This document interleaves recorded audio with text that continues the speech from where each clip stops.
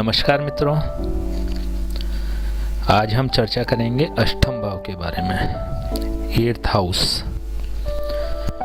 देखिए, पिछली क्लासेस में हमने काफ़ी चर्चा की सभी विषयों पर, स्पेशली 7 भावों के बारे में तो हम चर्चा कर चुके हैं और मुझे लगता है कि बहुत कुछ आपको सीखने को मिल गया है। तो आगे हम क्लास को बढ़ाएंगे 8th हाउस की तरफ।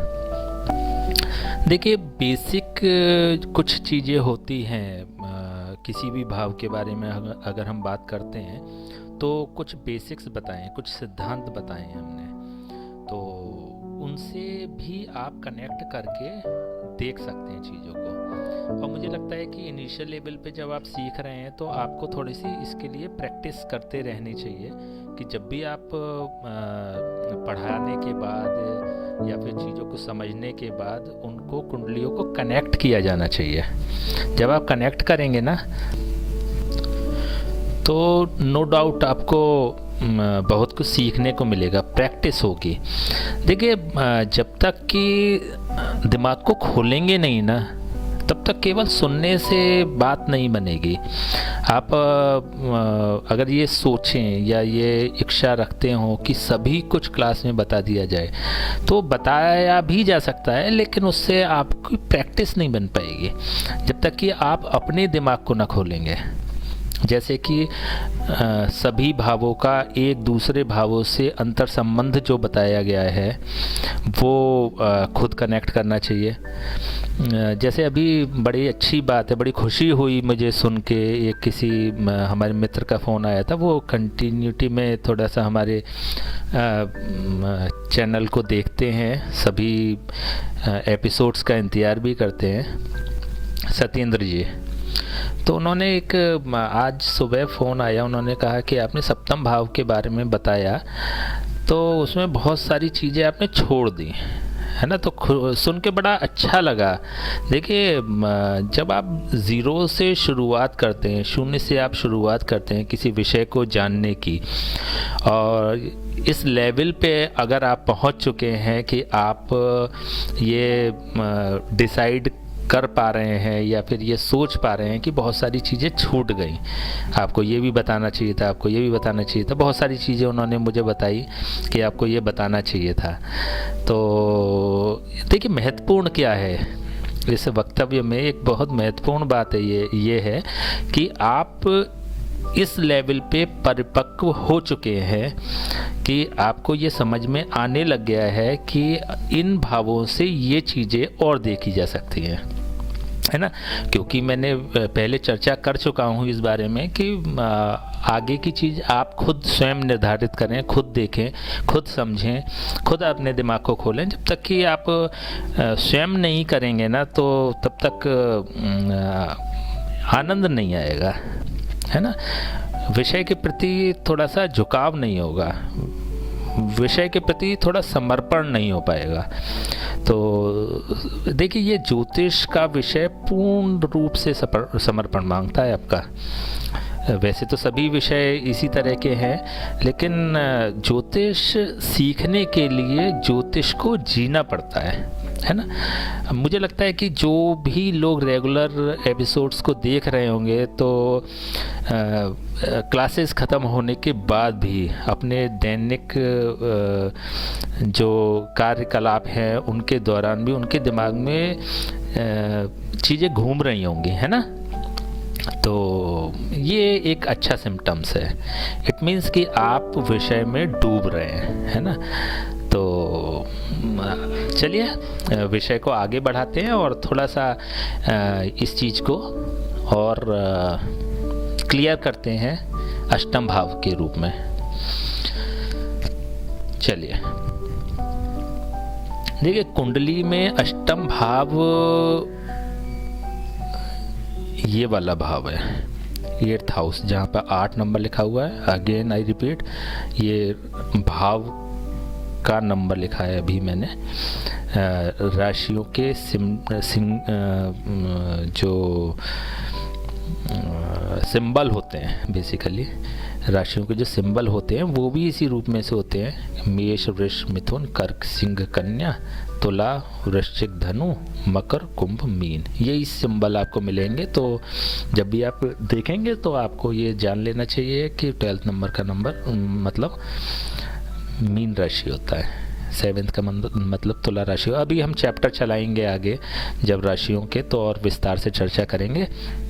लेकिन अभी ये जान लीजिए कि ये जो हमने लिखा है, ये जो इंडिकेट किया है, ये केवल इसलिए किया है कि आपको सरलता रहे ये जानने में कि ये अष्टम भाव है ना, 8th हाउस है। तो 8th हाउस बेसिकली मृत्यु भाव कहा जाता है। मृत्यु भाव है ना, लग्न वो व्यक्ति जिसकी की ये कुंडली है, और इससे 8th हाउस, जैसे पहले ही बताया गया, इसको सरलता से देखने के लिए हम इसके ठीक सामने वाला जब देखते हैं तो 7th हाउस होता है, उससे हम गिन सकते हैं। जैसे 1st, 7th और 8th, अष्टम भाव मृत्यु भाव। ठीक है, तो अष्टम भाव जो होता है ये ना मृत्यु का भाव है। ठीक है, मृत्यु का भाव है, परिवर्तन का भाव है। कुंडली में जो भी परिवर्तन होते हैं वो 8th हाउस से देखा जाता है। गूढ़ ज्ञान का भाव है, गुप्त ज्ञान का भाव है। ज्योतिष का अगर हम देखेंगे ना, जो भी ज्ञान देखेंगे, गूढ़ ज्ञान देखेंगे, गुप्त ज्ञान देखेंगे, वो 8th हाउस से ही हमें देखना होता है। और कुछ एस्ट्रोलॉजर्स कहते हैं कि ये आयु का भाव है, लेकिन हम ये नहीं मानते, क्योंकि एक कंफ्यूजन क्रिएट होता है इससे, है ना। मृत्यु का भाव है, अगर पॉजिटिव थोड़े से एस्पेक्ट्स रहते हैं इसके, तो ये लंबी आयु देता है, वो एक अलग बात हो गई, है ना। मृत्यु के भाव से आयु का निर्धारण तो होता है, लेकिन ये आयु का भाव नहीं है ना। इस चीज़ को बड़ा क्लियर रखिएगा अपने दिमाग में। थोड़ी क्लास देखिए लंबी होने जा रही है, क्योंकि ये महत्वपूर्ण भाव है, तो इसके लिए थोड़ा मेंटली प्रिपेयर रहें आप।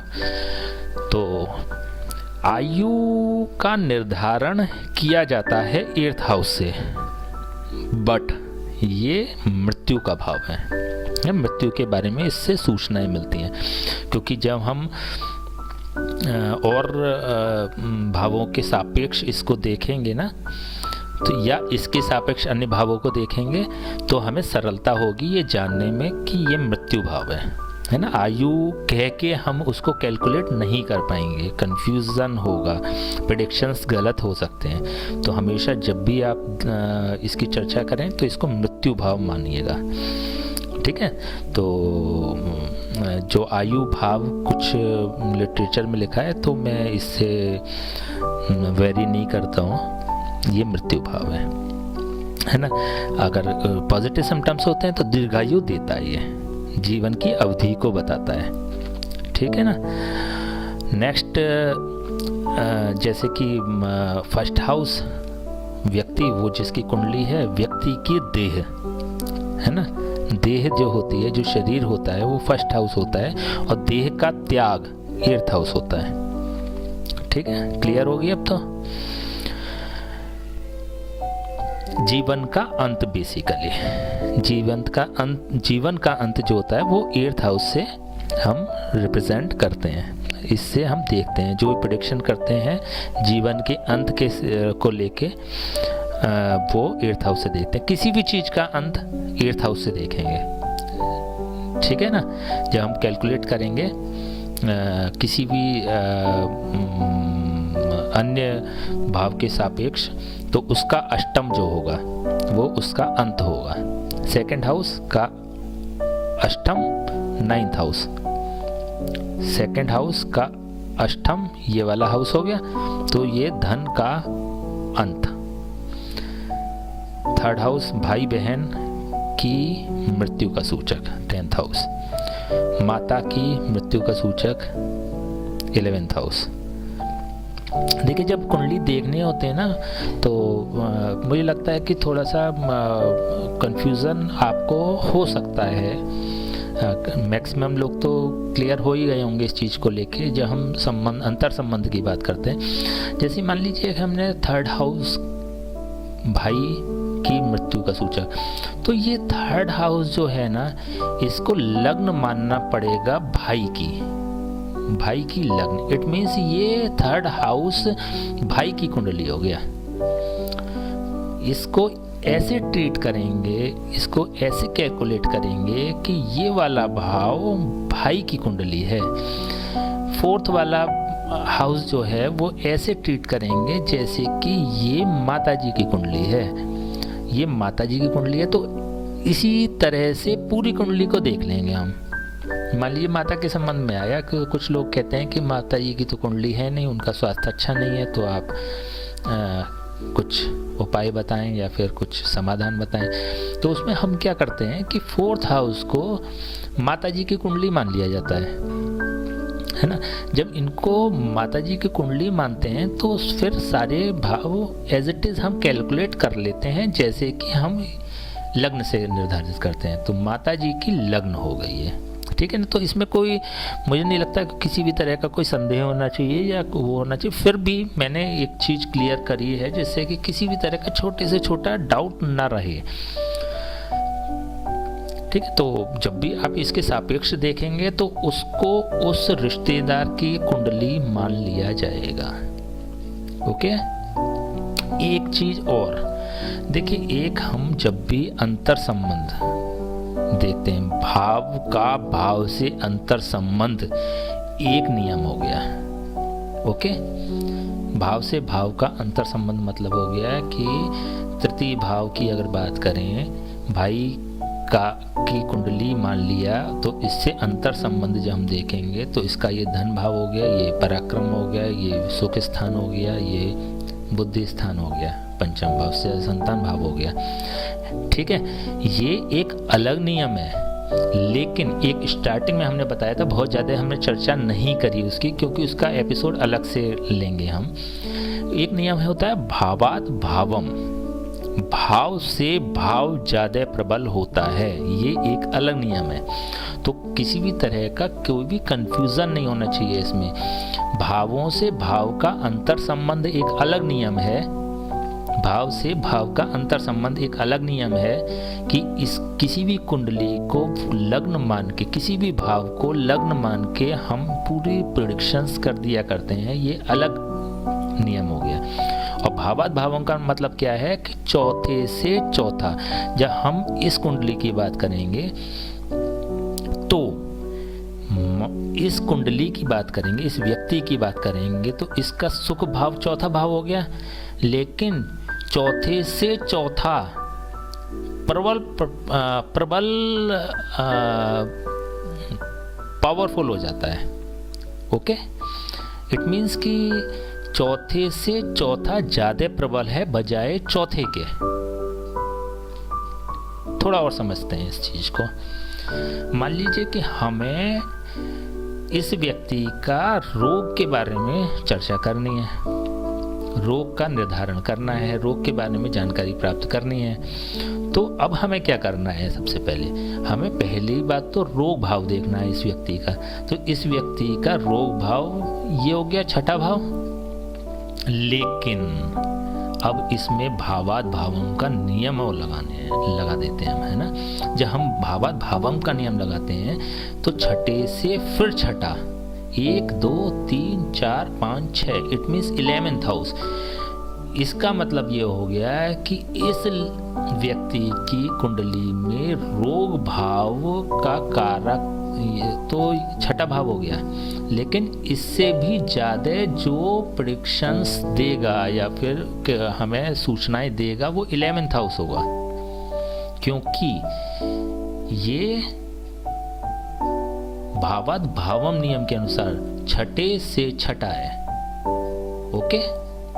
तो इससे ज़्यादा सूचना भी ये हमें 11th हाउस देगा। एक और देखते हैं, देखिए एक और नियम लगाते हैं। इसकी हमें मृत्यु के बारे में जानना है। इसकी मृत्यु का ये मारक स्थान कहलाता है। ओके। मारक स्थान से अष्टम से अष्टम, अष्टम से अष्टम, इट मीन्स थर्ड हाउस प्रबल मारक हो गया। ठीक है ना। ये तो मृत्यु की सूचना देगा, लेकिन इससे भी ज़्यादा जो मारक बन गया वो थर्ड हाउस बन गया। इट मीन्स क्या हुआ कि हमारी भावत भावम नियम के अनुसार ये बहुत वर्क करता है नियम, और आपको बहुत काम आएगा और आपको जगह जगह लगाना पड़ेगा अपने प्रेडिक्शंस को धार देने के लिए। इस व्यक्ति की मृत्यु के बारे में अगर हमें सूचना प्राप्त करनी है तो ये मृत्यु का भाव हो गया, और इससे भी प्रबल ये हो गया। तो इट मीन्स कि इस व्यक्ति के लिए प्रबल मृत्यु का कारक थर्ड हाउस बन जाता है। ठीक है, ये सभी कुंडलियों में या कभी अंतर संबंध के द्वारा भी अगर हम कुंडली देखते हैं, अगर हम किसी कुंडली को देखते हैं अंतर संबंध के द्वारा भी, तब भी हमें ये नियम लगाना ही होगा। ओके, तो मुझे लगता है कि अब थोड़ा सा क्लियर हो गया होगा भावात भावम, है ना। ऐसे 11th हाउस देखेंगे, लग्न से 11th लाभ, और लाभ का भी लाभ 9th हाउस, भावात भावम। तो इससे भी प्रबल जो प्रभाव देगा वो 9th हाउस देगा, है ना। इसलिए तो इसको भाग्य स्थान कहा गया है कि लाभ का लाभ है, इसलिए प्रबल लाभ का कारक जो बन जाता है वो 9th हाउस बन जाता है। ठीक है ना। तो मुझे लगता है कि दोनों जो नियम है इसमें जो भी कंफ्यूजन होगा आपको वो ख़त्म हो चुका होगा। तो छोटे छोटे जो कंफ्यूजन थे वो हमने ख़त्म कर दिए। चलिए, एक क्वेश्चन आया था कमेंट बॉक्स में, तो वो मैंने क्लियर कर दिया। आपका भी अगर कोई क्वेश्चन हो तो उसको पूछते रहें, जिससे कि नेक्स्ट एपिसोड जब भी होगा तो हम इसको क्लियर कर लेंगे। और दूसरी बात एक और कि अगर मान लीजिए भाव ख़त्म हो जाते हैं और हम आगे चैप्टर्स पे चल रहे होते हैं, तो अगर बाई चांस आप में से कोई ये एपिसोड 2, 4, 6 महीने बाद, साल भर बाद भी अगर देख रहा हो और आपके दिमाग में किसी भी तरह का कोई कन्फ्यूज़न क्रिएट होता है ना। वैसे तो जैसे भाव की बात चल रही है तो मुझे लगता है कि आपको सारे एपिसोड देखने के बाद, जैसे 1st to 12th जो भी 13 एपिसोड बनेंगे, इसमें 13 एपिसोड देखने के बाद भी कुछ अगर शंकाएं रह जाती है तब भी आप कमेंट बॉक्स में डाल सकते हैं, क्योंकि एक हम सेशन चलाएंगे प्रश्नों का। जो भी आपके प्रश्न होंगे उसके अलग से एपिसोड चलाएंगे। तो आपको अगर मान लीजिए किसी भी चैप्टर में अगर हमारी राशियां चल रही हों या योग चल रहे होंगे, तो वो बीच में हम एक क्वेश्चन जो सीरीज़ होगी उसमें बीच बीच में आपके क्वेश्चंस के आंसर डाल दिया करेंगे उस एपिसोड का रेफरेंस लेते हुए और आपके नाम के साथ। ठीक है ना। तो चर्चा आपके नाम की भी होगी जब कभी आप कोई कमेंट बॉक्स में कोई क्वेश्चन डालते हैं, और जब भी आप अपना क्वेश्चन डालें तो उसमें एक अपना नाम और किस शहर को बिलोंग करते हैं वो ज़रूर आप डालिएगा, जिससे कि एक अप्रिशिएट करना चाहूँगा मैं उन सभी छात्रों को या उन्हीं सभी विद्यार्थियों को या उन सभी जिज्ञासुओं को जो कि अपनी शंका का समाधान निसंकोच करते हैं, है ना। जिससे कि दूसरों को भी प्रेरणा मिलती है इससे कि उन्हें भी अगर कोई कन्फ्यूज़न है तो क्वेश्चन पुटअप करने चाहिए, है ना। तो एक अच्छी आदत होती है। चलिए, हम बात कर रहे थे 8th हाउस की।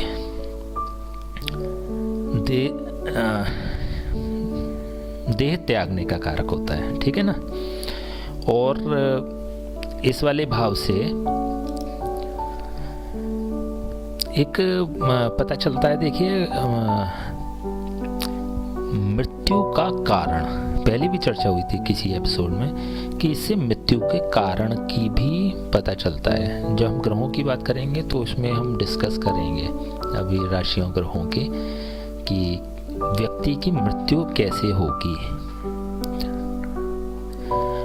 एक हमने 6th हाउस में जब चर्चा करी थी तो हमने बताई थी दान की वस्तुएं जो मिलना होता है वो 6ठे भाव से मिलती है। इसी तरह 8म भाव से गिफ्ट का कारक होता है। दान अलग हो गया, गिफ्ट अलग हो गया। दान और गिफ्ट में थोड़ा अंतर समझिएगा। दान जब किया जाता है ना, कि इस उद्देश्य के साथ किया जाता है कि उसकी पर्टिकुलर प्रॉब्लम के निवारण के लिए वो व्यक्ति दान करता है, जिसमें हमने मना करी थी कि एक औपचारिक रूप से अवॉइड करना चाहिए, दान की वस्तुएं नहीं लेनी चाहिए, ठीक है ना। तो ऐसे ही 8th हाउस जो होता है वो उपहार का कारक होता है। उपहार एक लोकाचार होता है, सामाजिक, जैसे एक बहुत चर्चा सुनी होगी कि जब शादियों में, बेटी की शादी में जब एक एनवलप लिया जाता है या कुछ उपहार लिया जाता है, उपहार स्वरूप कुछ पैसा लिया जाता है, तो उसको एक शब्द आता है कि व्यवहार आया है। कितना व्यवहार आया है? उनके यहाँ से 500 रुपये का व्यवहार आया है, उनके यहाँ से 1100 रुपये का व्यवहार आया है ना। तो ये व्यवहार होता है उपहार। दान व्यवहार नहीं होता है। दान ले तो लिया आपने, लेकिन चुकाएंगे किसको? उस व्यक्ति को नहीं चुकाएंगे कि भाई हमने आपसे दान में चावल लिए थे, तो 1 किलो चावल लिए थे, तो 1.25 किलो आप हमसे ले जाओ, ऐसा तो नहीं है। लेकिन जब उपहार की बात होती है ना, उपहार भी एक कर्ज होता है ना। तो इसको बेसिकली व्यवहार होता है। बड़े बुजुर्गों ने एक शब्द प्रयोग किया है, व्यवहार आया है, व्यवहार देना है, हमारे यहाँ आया है तो हमको भी देना है। तो ये एक कर्ज होता है उपहार, तो वो चुकाया जाता है। तो तभी 8th हाउस से भी देखते हैं, अगर नहीं चुकाया जाता है ना, ये अगर बाई चांस नहीं चुकाएंगे तो वो नेक्स्ट जन्म में चला जाता है। अब देखिए एक और बहुत अच्छी, अब जैसे कि आपके पास व्यवहार आया, तो व्यवहार जब आया तो आपको वो चुकाना होता है ना। इसलिए 8th हाउस से देखते हैं। अब 8th हाउस जो होता है ना, वो आपके नेक्स्ट जन्म का भी होता है, ठीक है। देखिए अब जन्मों की बात आई है तो एक चीज़ और क्लियर कर देते हैं कि जब अगले जन्म की बात कर रहे हैं तो पूर्व जन्म की भी बात होनी चाहिए ना। पूर्व जन्म देखते हैं हम लग्न से। लग्न मतलब देह धारण करा, जब आपके जीवन की शुरुआत हुई तो वो कहाँ से हुई, उसके बैक में भी कुछ था, है ना। आपको किस तरह का जीवन मिला, किस तरह का परिवार मिला, किस तरह का समाज मिला, किस तरह की संपत्ति मिली, किस तरह की सहूलियत मिली, किस तरह की सुविधाएं मिली। आपका जीवन जिस परिवार में आपने जन्म लिया, रेस्पॉन्सिबिलिटीज के साथ मिला, जिम्मेदारियां आपको जन्म के साथ ही मिली या फिर आपको सुविधाएं जन्म के साथ मिली, है ना। ये लग्न से निर्धारित होता है। तो इसलिए पूर्व जन्म जो होता है वो हम 1st हाउस से देखते हैं। ओके, पूर्व जन्म, इसमें क्या सिम्टम्स हैं, कैसे है वो हम जब ग्रहों की बात होगी ना तो सब चीज़ें क्लियर हो जाएंगी। कोई कन्फ्यूज़न, अभी तो केवल आपको ये इसके कंटेंट्स जानने हैं केवल, क्योंकि ये जो हम बता रहे हैं ना अभी भावों में, ये मूल आधार है जन्म पत्री का। तो ये बड़ा कन्फ्यूज़न होता है कि जो क्वेश्चन आया है वो किस भाव से देखेंगे, है ना। कभी किसी भी एस्ट्रोलॉजर से पूछिएगा, या फिर जो एस्ट्रोलॉजर से ये देख रहे हैं वो बखूबी जानते होंगे इस बात को कि कौन से भाव से क्या देखा जाता है। यही संपूर्ण ज्ञान है ज्योतिष में। बाद बाकी तो सारी कैलकुलेशंस हैं, है ना। जो जितना दिमाग चला लेगा वो उतना होशियार हो जाएगा, ठीक है ना। तो ये बड़ा जानना जरूरी होता है। ये कॉन्सेप्ट बड़े क्लियर होने बड़े आवश्यक हैं, ठीक है ना। तो पूर्व जन्म प्रथम भाव, आगामी जन्म 8म भाव। तो हम बात कर रहे थे उपहार की। उपहार, दान, देखिए दान के सापेक्ष अगर इस कुंडली को देखेंगे, अगर इसको दान की कुंडली मान लिया जाए, इस व्यक्ति के दान की कुंडली मान लिया जाए, तो इसका जो पराक्रम होगा ये 8th हाउस होगा। तो इसमें इट मीन्स क्या हुआ, ये कर्जा इधर पहुंच गया, ठीक है। उपहार की वस्तुएं जो मिल रही हैं वो भी आपको चुकानी है, अगर नहीं चुकाते हैं तो वो भी 8th हाउस में ही रुक गई। अब क्या हुआ कि जो आपका नेक्स्ट जन्म होगा, अगला वाला जन्म होगा, उसमें आप ये सारी चीजें लेके जाएंगे। ओके, ये सारी चीज़ें आपको लेके जानी पड़ेंगी। तो इसलिए उपहार की वस्तुएं भी 8th हाउस से देखते हैं। देखिए ये ना एक मैंने बताया ना कि एक गुप्त ज्ञान का, गुप्त चीज़ों का, गुप्त विधाओं का, गुप्त क्रियाकलाप का, है ना, गुप्त चीज़ों का कारक भाव होता है ये, है ना। अब क्या है कि जैसे अचानक प्राप्त होने वाला धन, देखिए ये बताया था ना कि काय का होता है ये, अभी इससे रिलेट अगर कर रहे हैं, ये जो सब्जेक्ट अभी टॉपिक चल रहा था, ये पंचम भाव बताया था आपको, लॉटरी सट्टे जुए का भाव होता है, और इसका ये इसके सापेक्ष ये सुख भाव हो गया। तो इसको भोग, पंचम भाव से प्राप्त होने वाले जुए सट्टे लॉटरी से अगर लाभ मिला है तो उसका भोग 8th हाउस से देखेंगे। तो अचानक प्राप्त होने वाले धन को दिखाता है। अचानक पहले हम लिटरेचर पढ़ते हैं ना, पुराने तो पुराने से मतलब पुराने नहीं, पुराने से मतलब ऑथेंटिक। जब हम ऑथेंटिक ग्रंथों को पढ़ते हैं ना, तो उसमें ये एक शब्द आता है गड़ा हुआ धन मिलेगा। अगर कुछ पॉजिटिव सिम्टम्स आते हैं तो कहते हैं गड़ा हुआ धन मिलेगा। तो गड़ा हुआ धन से मतलब क्या होता है, गुप्त धन, अनएक्सपेक्टेड, अचानक, यकायक। अब आपने उम्मीद नहीं की, आपने कैलकुलेशन नहीं की, आपने उसको मतलब एक्सपेक्ट ही नहीं किया जिस चीज़ को, वो आपको प्राप्त हो गया। तो वो हो गया 8th हाउस, ठीक है ना। तो 8th हाउस से गुप्त धन की प्राप्ति, विरासत में कभी मिल जाता है। देखिए LIC का पैसा 8th हाउस से देखेंगे। LIC का पैसा किसी को प्राप्त होता है तो 2 कारण है उसके पीछे। पहली बात तो देखिए, एक और बात बताएं कि लिटरेचर में लिखा तो हुआ है गड़ा धन मिल जाएगा, लेकिन गड़ा धन मिलना भी अच्छा नहीं होता है ना। तो उसमें एक बताया भी गया है, उसको बरतने के लिए, उसको यूटिलाइज जब किया जाता है तो उसका कुछ अंश दान में दिया जाता है। एक कुछ अंश नहीं, एक बड़ा अंश दान में दिया जाता है, तब वो आपके लिए प्योर होता है, तब आपके लिए शुद्ध होता है, तब आपके लिए भोगने लायक होता है, ठीक है ना। तो इसलिए दुखद हो जाता है गड़ा हुआ धन मिलना। अचानक प्राप्त होने वाला धन जो होता है वो कभी कभी दुखद हो जाता है। इसी तरह से LIC का जो पैसा होता है ना, वो भी दुख आने पे, दुख पड़ने पे तब मिलता है। तो वो 8th हाउस से देखते हैं LIC का पैसा। तो अचानक प्राप्त होने वाला धन 8th हाउस से देखते हैं।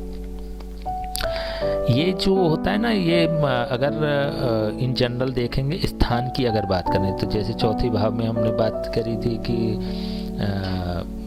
जल स्थान होता है, तो ये भी जल स्थान होता है ना, और 12th भी जल स्थान होता है। ये अलग से एक पता है, शमशान का भाव भी होता है। शमशान स्थल जो होता है वो 8th हाउस उसको रिप्रेजेंट करता है। कभी आपने सुना होगा ना कि किसी पंडित जी ने बताया कि शमशान में फलानी चीज़ दबाया हो, या शमशान में ये करिए हो, ये उपाय के रूप में कुछ तांत्रिक उपाय होते हैं ये, तो वो 8th हाउस से रिलेट करके तब बताए जाते हैं। जब उपाय पढ़ाएंगे ना, तो उपाय में बड़ी बारीक कैलकुलेशन होती है। उपाय भी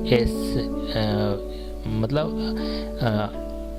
सामान्य रूप से बिना किसी की सलाह के नहीं करने चाहिए, क्योंकि जब कैलकुलेशन की जाती है ना, तो एक एक भाव की कैलकुलेशन, एक एक ग्रह की कैलकुलेशन, एक एक राशि की कैलकुलेशन के आधार पे बताया जाता है कि आपको ये उपाय करना है। तो शमशान स्थान जो होता है वो 8th हाउस होता है ना। तो इसके पीछे लॉजिक है, शमशान में जमाना है तो 8th हाउस को रिलेट किया जाता है उससे। तो शमशान स्थान भी होता है। दुख का स्थान तो होता ही है ये 6, 8, 12 दुख स्थान होते हैं। तो ये कुछ अच्छे नहीं माने जाते हैं, नेगेटिव माने जाते हैं।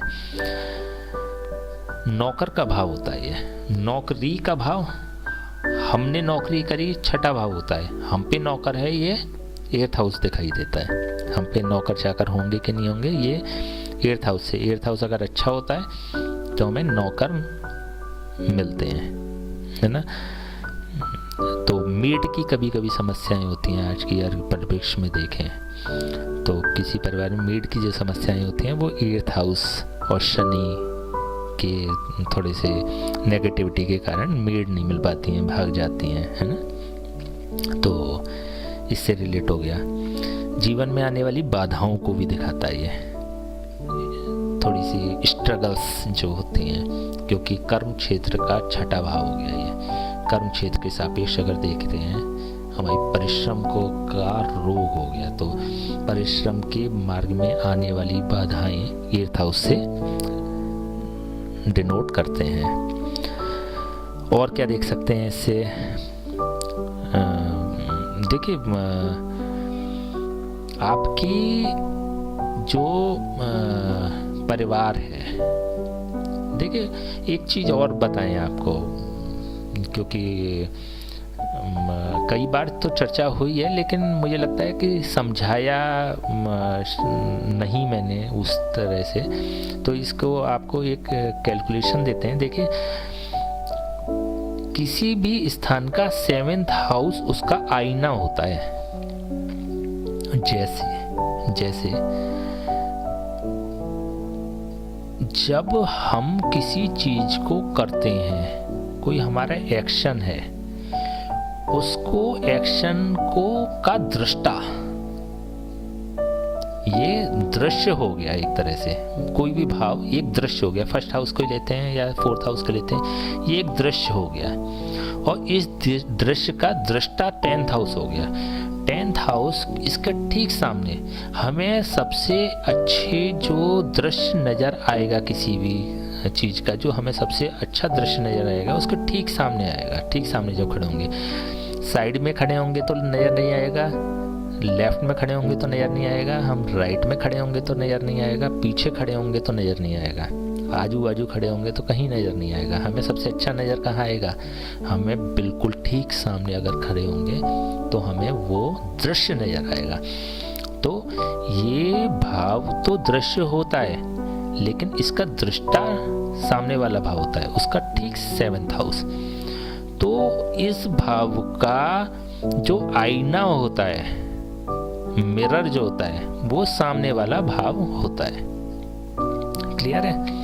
तो जब भी हम इसको कैलकुलेट करेंगे ना, या फिर उसके ठीक सामने वाला भाव देखेंगे ना, तो वो उसके आउटपुट को दिखा रहा होगा। बेसिकली इस चीज का आउटपुट क्या है, समझ गए होंगे? ये दृश्य, ये दृष्टा, ये दृश्य तो ये दृष्टा, ये दृश्य तो ये दृष्टा, ठीक सामने वाला दृश्य का दृष्टा है। तो समाज आपके कार्यों को किस दृष्टि से देखता है? देखिए बड़ा महत्वपूर्ण होता है जीवन में। सबसे बड़ा जो जीवन का सार है वो तो यही है। अगर आप एक सामाजिक प्राणी हैं, अगर आप सामाजिक हैं, आध्यात्मिकता से मतलब नहीं होता है, अगर आप सामाजिक हैं, समाज की अगर हम बात करते हैं, तो समाज आपके किसी भी कार्य को कैसे देखता है। एक आर्मी पर्सन जब किसी को मारता है तो उसको मेडल मिलता है, एक आम व्यक्ति जब किसी को मारता है तो उसको सजा मिलती है। ठीक है ना? तो समाज आपको किस दृष्टि से देखता है, ये एक उसका दृष्टा ही बता सकता है ना। ये जैसे आपका ये हो गया कुटुंब, आपका कुटुंब का दृश्य अष्टम भाव है। आपके परिवार को, आपके खानदान को समाज किस तरह से देखता है, ये अष्टम भाव दिखाएगा। उसकी सामाजिक वैल्यूज क्या हैं, सामाजिक प्रतिष्ठा क्या है, सामाजिक सम्मान क्या है, समाज में उस परिवार को लेके क्या मानसिकता है, क्या सोच है, क्या विचार हैं, ये सब 8th हाउस दिखाएगा। तो ये नियम आप कहीं राइट डाउन कीजिएगा। देखिए तीनों आज क्लास मैंने बताया ना, अष्टम भाव, देखिए ये बड़े प्रैक्टिकल है। मैंने पहले भी महसूस किया, जब मैं ऑफलाइन क्लासेस लेता था तब भी मैंने ये महसूस किया कि जब हम जिस भाव को पढ़ा रहे होते हैं ना, तो उस भाव में उस क्लास में उस भाव का कंटेंट्स आ जाते हैं, बशर्ते आप दिल से पढ़ा रहे हो, है ना। जब आप निस्वार्थ भाव से और दिल से अगर आप पढ़ा रहे होते हैं तो उस क्लास में भी उस भाव के कंटेंट्स आ जाते हैं। तो आज की क्लास में बड़ी गूढ़ चीज़ें मुझे लगता है आपको जानने को मिल रही हैं, और शायद और भी मिलेंगी, क्योंकि मैंने बताया ना कि क्योंकि अष्टम भाव शुरू में ही मैंने कह दिया था आपसे, क्योंकि आज अष्टम भाव में बताने जा रहा हूँ। तो ये क्लास तो लंबी होनी है, क्योंकि आज तक अभी तक ऐसा हुआ है कि जब भी हमने अष्टम भाव पढ़ाया है तो वो तो कई दिन भी चल जाती थी, ख़त्म भी नहीं हो पाती थी, ज़बरदस्ती ख़त्म करना पड़ता था। तो केवल इसलिए नहीं क्योंकि इसमें बहुत ज़्यादा गूढ़ बातें हैं या फिर बहुत सारे कंटेंट्स हैं, ऐसा नहीं है। लेकिन जब 8th हाउस में हम उतरते हैं ना, तो बहुत सारे रहस्यों से पर्दा उठता है, बहुत सारी चीज़ों से पर्दा उठ जाता है,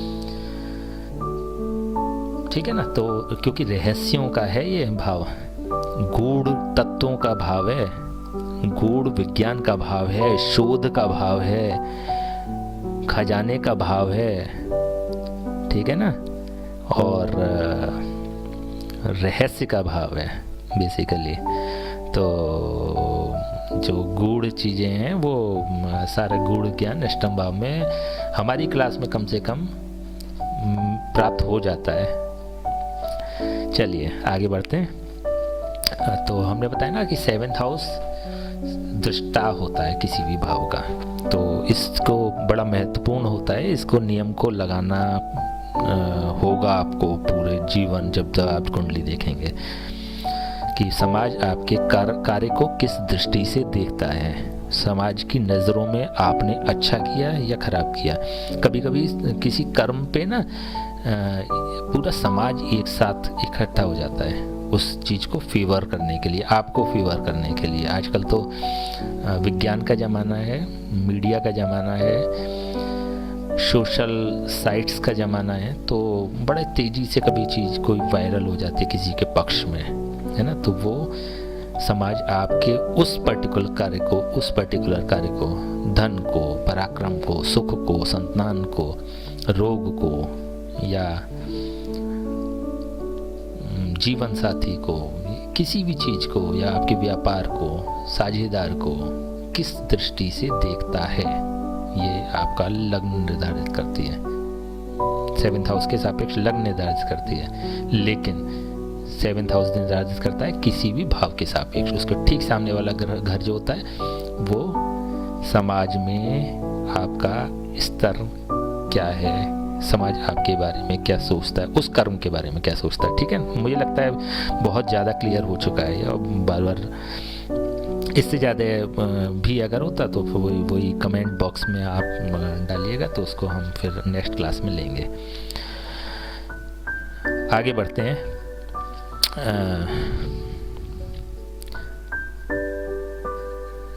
जैसे बताया गया है कि गूढ़ रहस्य का खजाने का भाव होता है ये। खदान जो होती है, जैसे कोयले की, हीरे की और चीज़ों की खदान होती है, वो 8th हाउस से देखी जाती है। देखिए और बहुत ज़्यादा अगर डीप जाएंगे ना, तो किसी भी व्यक्ति को बर्बाद करने का भी कारक यही होता है ना। कभी कभी व्यक्ति एक्चुअली ये क्या है ना कि ये शास्त्रों में कहीं शब्द आया है कुआं, है ना, कुआं होता है। इसको बोला गया है पाताल, इसको बोला गया है आकाश, है ना। ये आकाश है, ये पाताल। 6ठा भाव पाताल, 12वां भाव आकाश, 8वां भाव बोला गया है कुआं। देखिए छोटे छोटे शब्द हैं, छोटे छोटे शब्दों में बड़ा गूढ़ ज्ञान छुपा हुआ है। जब आदमी 8th हाउस के कारण डाउन जाता है ना, डाउनफॉल में जाता है, तो पूरी तरह से बर्बाद हो जाता है। तो ये थोड़ा सा अपनी तरफ आकर्षित करता है। जैसे कुएं में आदमी को कोई सॉल्यूशन नहीं मिलता है ना, तो इसी तरह से किसी परिस्थिति में वो पहुंच जाता है जब उसके सामने केवल अंधकार ही अंधकार होता है। एर्थ हाउस दिखाता है। ठीक है, देखिए पॉजिटिव भी होता है, शोध कार्य जो कराता है, रिसर्च जो कराता है ना, डूबने की जो क्षमता देता है वो एर्थ हाउस देता है। शोध कहाँ से होते हैं, रिसर्च कहाँ से होती है ना, ये कहाँ से होती हैं, ये पीएचडी का कारक होता है। डूबना पड़ता है विषय में, घुसता चला जाता है आदमी उस विषय के अंदर, है ना। ज्योतिष भी एर्थ हाउस से दिखाता है। तो जब ये एक्टिव होता है ना, तो किसी भी विषय को व्यक्ति पकड़ ले तो उसके अंदर वो फिर पूरी तरह से डूब जाता है। ये एर्थ हाउस करवाता है। डिपेंड करता है कौन सा और कुंडली में और कौन से ग्रह हैं जो किस विषय को सपोर्ट कर रहे हैं, वो एक अलग मैटर है। लेकिन कोई भी विषय आप पकड़ते हैं तो उसमें पूरी तरह से डूब जाते हैं, उसी का केंद्र बन जाते हैं, उसी विषय को अपने इर्द गिर्द मानते हैं। तो एक किसी ने शायर ने कहा है कि शरीफे दाग जहाँ बैठ गए वो कोई और होंगे तेरी महफिल से उठने वाले, है ना। तो जब घुसता है ना आदमी तो फिर घुसता चला जाता है, फिर कोई और होंगे तेरी महफिल से उठने वाले, फिर वो इधर उधर नहीं होता। तो बड़ा पॉजिटिव होता है इस वे में।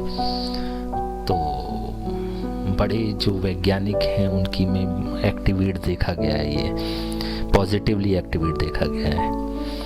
तो डिपेंड करता है, देखिए सभी भावों में पॉजिटिव होगा तो पॉजिटिव इफेक्ट्स देगा, नेगेटिव हो तो नेगेटिव इफेक्ट्स देगा।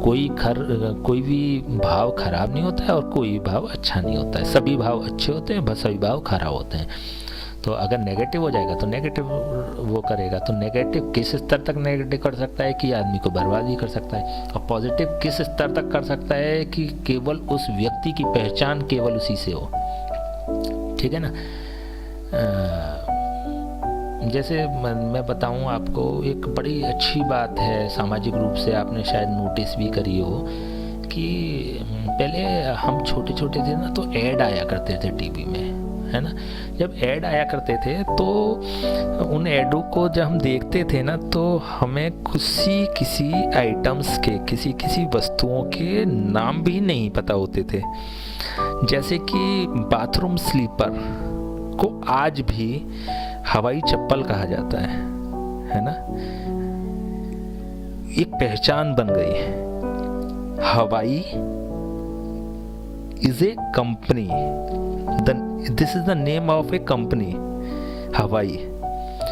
तो एक बाथरूम स्लीपर ने उसको एक पहचान दी कि आज भी जब हम किसी शॉप पे जाते हैं तो हम कहते हैं कि भैया लखानी की हवाई चप्पल दे देना, आज भी। तो किस कदर वो हमारे दिमाग पे हावी हो चुकी थी चीज़, है ना। तो एक पहचान दी। वनस्पति घी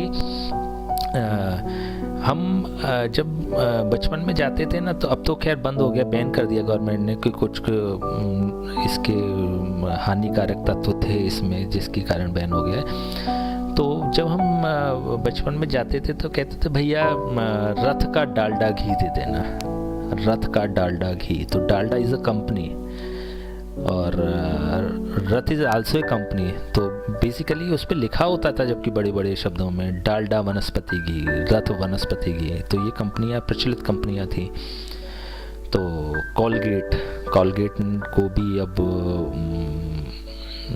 टूथपेस्ट अब थोड़ा सा प्रचलन में आया, नहीं तो कोलगेट करके लोग मांगा करते थे कि कोलगेट दे दो, कौन सी कंपनी का। दुकानदार पूछते कौन सी कंपनी का कोलगेट, है ना। हवाई चप्पल दे दो, कौन सी कंपनी की हवाई चप्पल। तो कुछ पहचान का देने वाला भी ये हो जाता है कभी कभी। तो एक पहचान जो मिलती है ना, तो वो इसी से।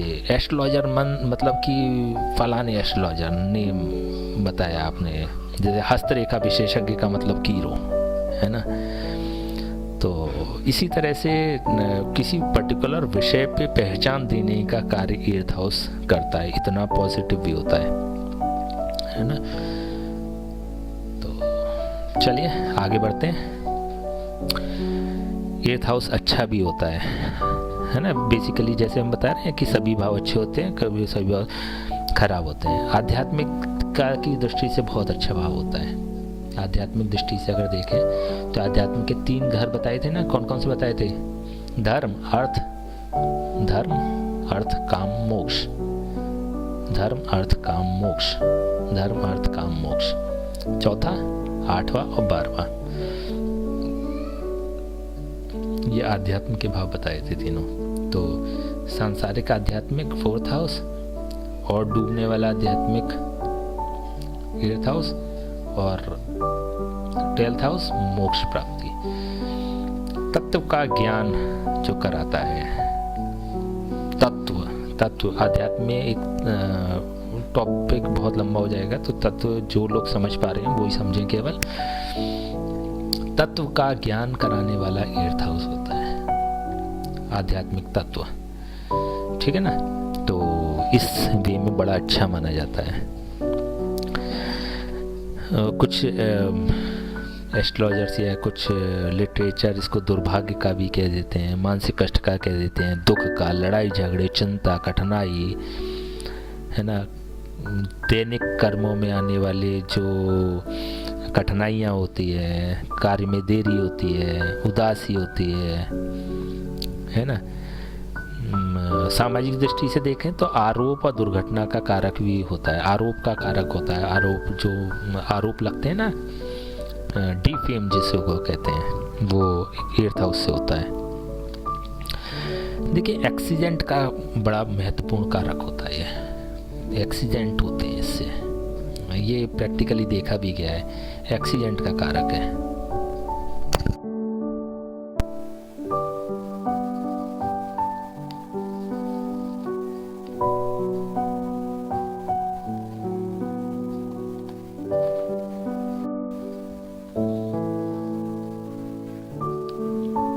ठीक है ना।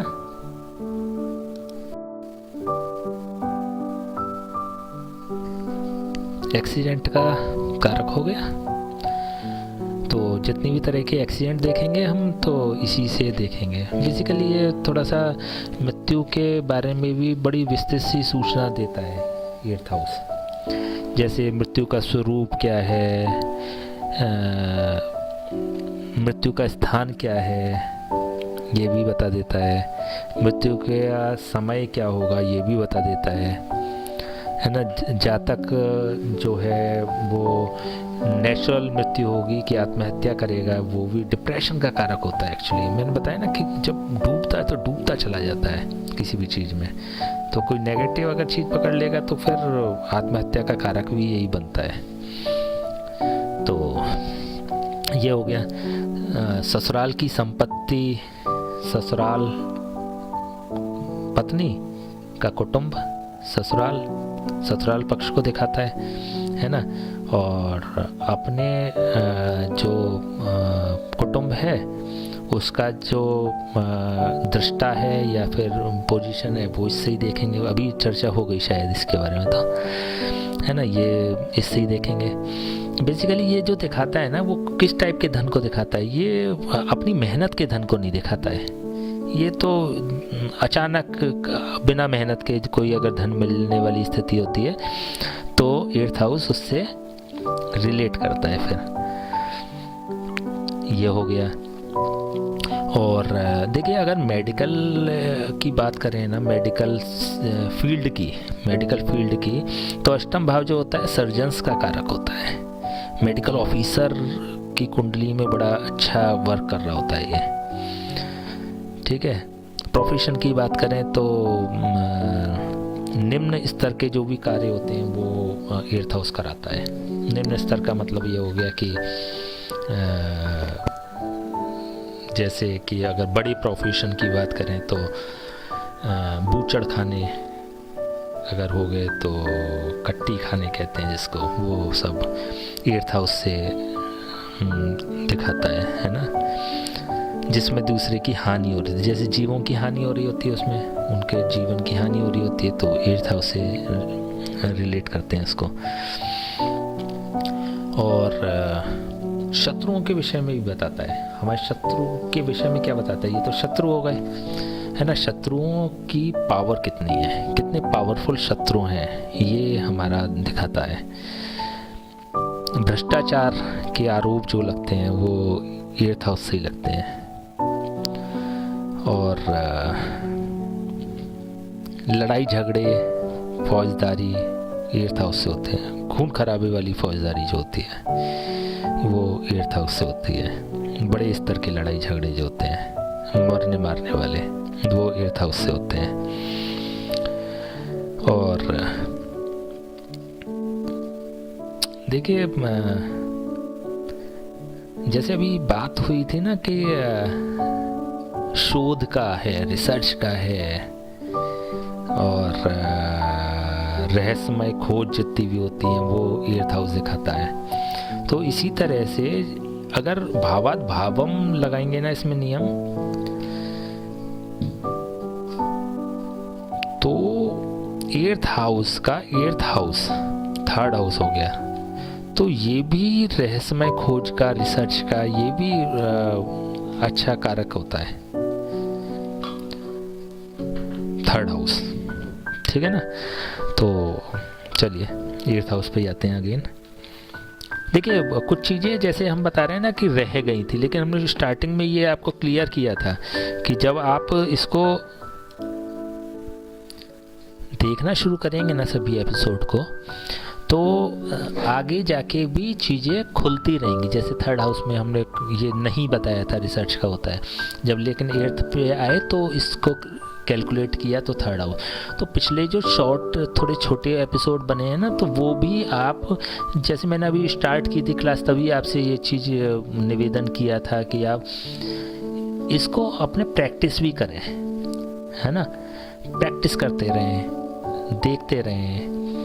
कुछ बाद के एपिसोड शायद आपको बार बार देखने पड़े। जब आपको 2nd हाउस अपने आप देख रहे होंगे ना, तो फिर आपको बाद के एपिसोड भी देखने पड़ेंगे, जिससे कि इसके भी आप नोट्स डिटेल में तैयार कर पाएँ।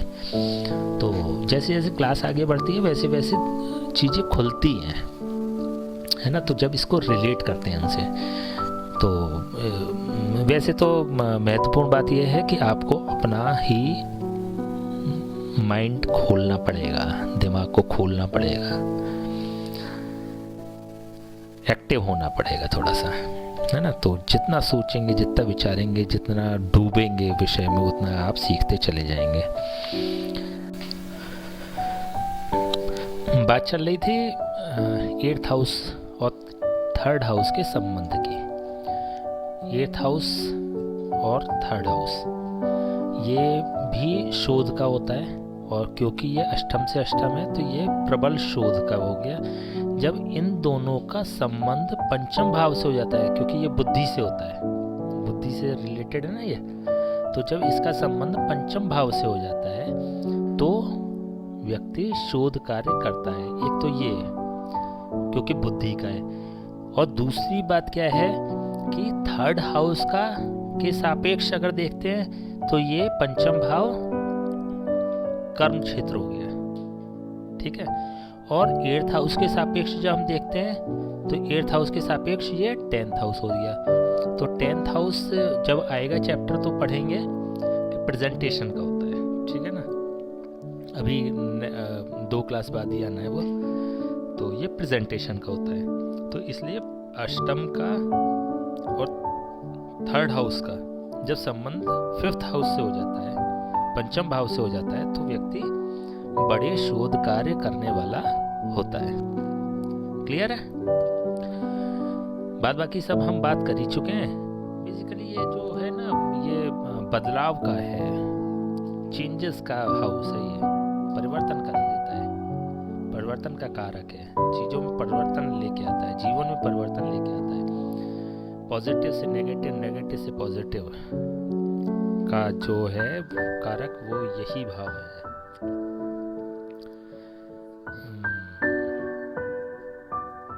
ठीक है।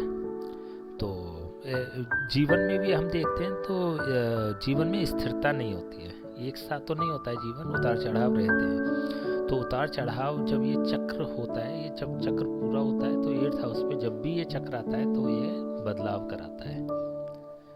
क्लियर है? अब जैसे कि अभी सेवेंथ हाउस में जब हमने चर्चा करी थी तो बताया था कि विवाह के जस्ट बाद का भाव होता है, तो एक एडजस्टमेंट करने में समय लगता है या परिवर्तन वाला समय होता है ना। जब परिवर्तन हो जाता है मैच्योर तो फिर भाग्योदय होता है। तो ये भाव भी इस मायने में तो अच्छा है कि एक नए अनुभव कराता है व्यक्ति को। ठीक है। और जो परस्पर संबंध जो हैं दूसरे भावों के, ये आप अपने आप देख ही सकते हैं। ठीक है। जैसे छोटे भाई बहन के लिए ये रोग भाव हो गया, बड़े भाई के लिए ये कर्म भाव हो गया, मामा के लिए ये मेहनत का भाव हो गया, कर्म क्षेत्र का भाव हो गया। 11th हाउस के लिए ये 10th हाउस हो गया, मामा, है ना। मामा के लिए ये पराक्रम का भाव हो गया, पत्नी के लिए ये धन का भाव हो गया। और पिता के लिए बहुत अच्छा होता है, देखिए पिता के लिए क्या हो गया, ये आय का भाव हो गया, लाभ का भाव हो गया। पिता, ये कुंडली जब हम पिता की अगर मानते हैं, ये लग्न मानते हैं पिता की, तो ये 11th हाउस हो गया। जब ये 11th हाउस हो गया तो इट मीन्स ये लाभ देने वाला हो गया पिता को। ठीक है। और पिता की माता, दादी, दादी का अष्टम भाव हो गया, मृत्यु भाव हो गया। ठीक है। दादा की, वो पिता के पिता मीन्स दादा, है ना। पिता के पिता 7th हाउस, दादा की संपत्ति भी ये 8th हाउस होता है। इसलिए ये इस व्यक्ति की पैतृक संपत्ति भी है। पैतृक से मतलब हो गया कि परंपरागत वाली, पिता की नहीं दादाजी की, जिसे कि वास्तविक हम पैतृक मानते हैं, है ना। जिसपे कि देखिए पिता के संपत्ति पे कानून रूप से भी बात हो रही है, कानूनन रूप से बात हो रही है कि पिता की संपत्ति पे बेटे का हक है या नहीं है, ये पिता डिसाइड करता है। अगर पिता चाहे तो बेदखल कर देता है बेटे को, क्योंकि वो उसकी अर्जित है। तो पिता की संपत्ति, पिता की संपत्ति, पिता की संपत्ति का मतलब ये वाला हाउस, पिता की संपत्ति हमारी होगी कि नहीं होगी ये तो संदेह है, लेकिन दादा की संपत्ति पे हमारा पूरा अधिकार है। इट मीन्स कि दादा की संपत्ति, बाबा की संपत्ति पे कानूना हक होता है पोते का, पौत्री का। क्लियर है ना। तो ये 8th हाउस, पत्नी का तो धन होता है, लेकिन उस व्यक्ति की जिसकी कुंडली मीन्स जातक, जातक का भी पैतृक संपत्ति को रिप्रेजेंट कर रहा होता है ये, है ना। तो जो भी चीज़ें देखिए अपने आप भी कर सकते हैं, इस चीज़ को आप कैलकुलेट कर सकते हैं। अब इतने योग्य हो गए हैं अब, तो अपने आप को कम ना आंकिए अब, है ना। तो थोड़ा सा कॉन्फिडेंस लेवल बढ़ाना पड़ेगा आपको। शत्रुओं की पावर कितनी है, शत्रु कितने पराक्रमी हैं, ये 8th हाउस दिखाएगा। ठीक है।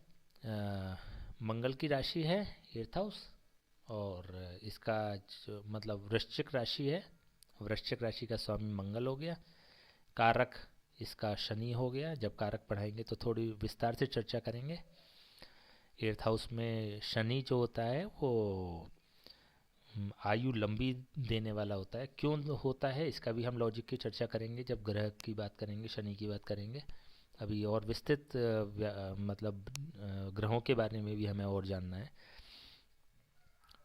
ठीक है। तो पत्नी की संपत्ति हो गई, हमारी संपत्ति हो गई, शत्रुओं की ताकत हो गई, कितने प्रबल हैं हमारे शत्रु। और एक और थोड़ा सा अगर हम देखते हैं इसको मेडिकल एस्ट्रोलॉजी की दृष्टि से, 8th हाउस हो गया गुप्त स्थान, है ना। गुप्त स्थान मतलब हो गया गुदा का कारक होता है ये, मानव अगर इसकी बात करी जाए, काल पुरुष की बात करी जाए, पाइल्स से रिलेटेड जो प्रॉब्लम्स होती हैं वो एर्थ हाउस रिप्रेजेंट करता है। और देखिए, सेवेंथ से अगर गिनेंगे ना, हाँ जी, सेवेंथ से अगर गिनेंगे ना, तो seventh, eighth, ninth, tenth, 11th और 12th, ये रीढ़ की हड्डी हो गया पूरा। सेवेंथ से लेके 12th तक ये रीढ़ की हड्डी है काल पुरुष की। यहाँ से स्टार्ट होती है सेवेंथ हाउस से, और ये गर्दन के नीचे 12th हाउस तक जाती है। तो ये रीढ़ की हड्डी, कभी कोई प्रॉब्लम आती है, दर्द होता है या और कोई समस्या होती है, तो इससे हम देखते हैं। और डॉक्टर्स की कुंडली में बहुत अच्छा रोल प्ले करता है, बात हो चुकी है सिक्स हाउस, एर्थ हाउस की। सिक्स रोग और एर्थ मृत्यु, तो अच्छे डॉक्टर्स जो होते हैं उनकी कुंडली में एक्टिवेट होते हैं ये। ठीक है ना, तो मैक्सिमम चीज़ें हमने शेयर करी हैं आपके साथ, और इसी तरह से और देखते चले जाएंगे। ठीक है ना, तो थोड़ा सा चलिए इसको यहीं विश्राम देते हैं क्लास को। बहुत लंबी क्लास हो गई, लेकिन चर्चा अच्छी हो गई। मुझे लगता है बहुत सारे कॉन्सेप्ट आपको आज क्लियर हुए एर्थ हाउस की कृपा से, है ना। तो एर्थ हाउस की क्लास ज्ञानवर्धक होती है। चलिए, नेक्स्ट क्लास में हम बात करेंगे नाइन्थ हाउस की, भाग्य भाव की। कोई क्वेश्चन हो तो आप उसको शेयर कर सकते हैं, और किसी ने अगर पिछले एपिसोड्स नहीं देखे तो मुझे लगता है कि उन्हें देखना चाहिए, जिससे कि ज्ञानवर्धन और हो। ठीक है, ओके, नमस्कार।